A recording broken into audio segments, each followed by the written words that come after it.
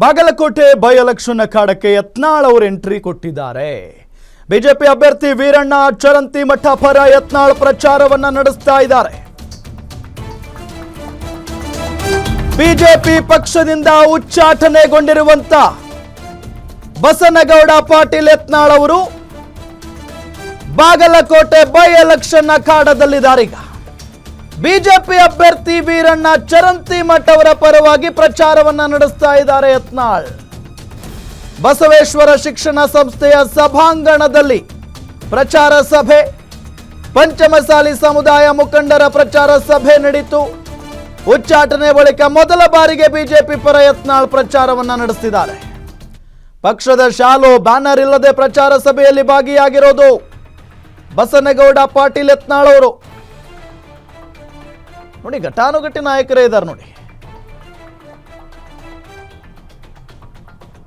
ಪಕ್ಷದ ಶಾಲಿಲ್ಲ, ಬ್ಯಾನರ್ ಇಲ್ಲ. ಬಸನಗೌಡ ಪಾಟೀಲ್ ಯತ್ನಾಳ್ ಅವರು ಕೂಡ ಭಾಗಿಯಾಗಿದ್ದಾರೆ.